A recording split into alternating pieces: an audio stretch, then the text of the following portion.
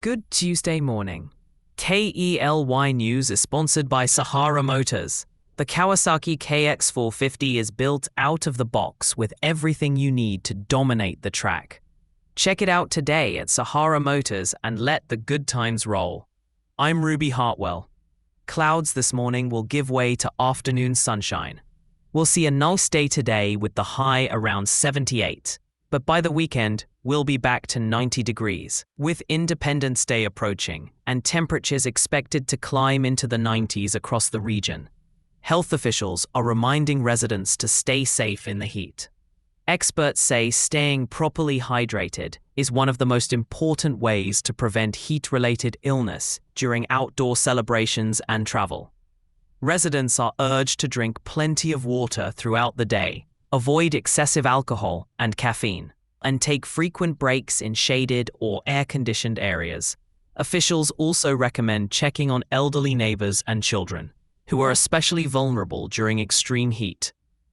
If you're wondering why your clocks are blinking this morning, an early morning car crash took out a pole and killed the power to portions of Ely around 2:30 this morning. Most areas should see service restored thanks to the quick actions of Mount Wheeler linemen. The White Pine County Sheriff's Office handled several calls on Sunday, June 28.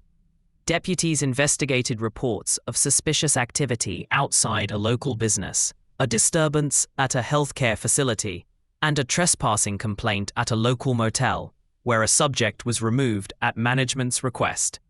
Deputies also investigated the death of Ely resident Phyla Albertson, determining the death was from natural causes.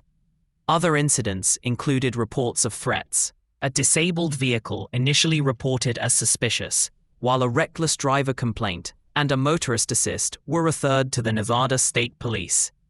Fire crews continue battling several large wildfires in eastern Nevada.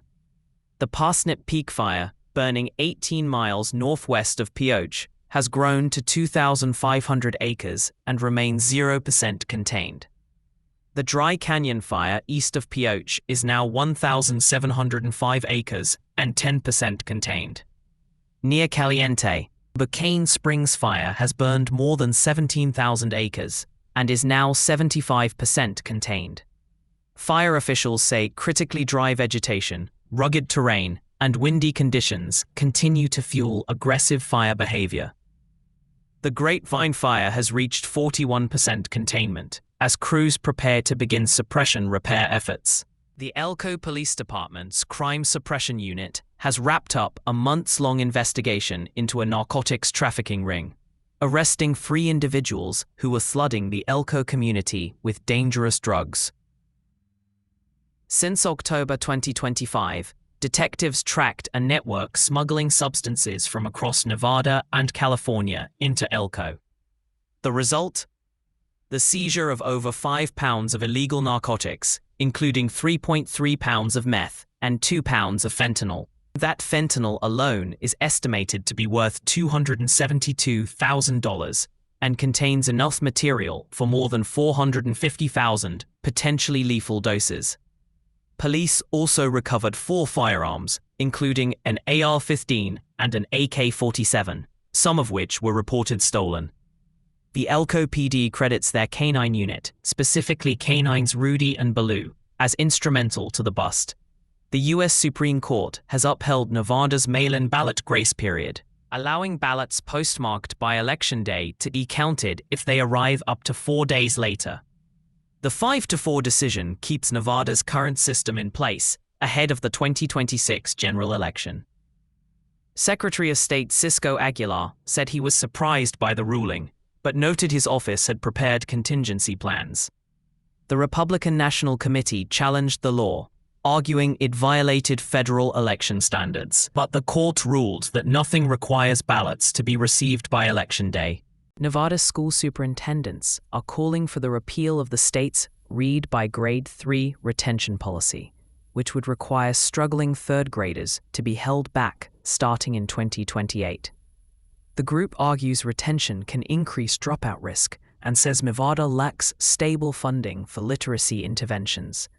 State data shows fewer than half of third graders are reading at grade level, though scores are improving.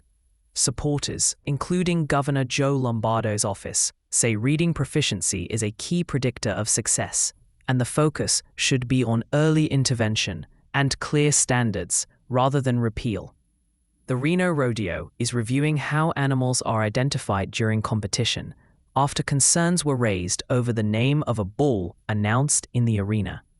Bull number 14, originally named Nick Gertz, drew online criticism because some listeners said it sounded like a racial slur when read aloud.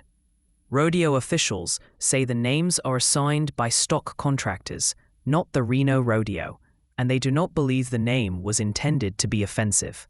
The stock contractor, Big Bend Rodeo, has since renamed the bull Nick and apologized to anyone who was offended. And that's your morning news from White Pine County and the state of Nevada. Ruby Hartwell reporting. Be well, prosody.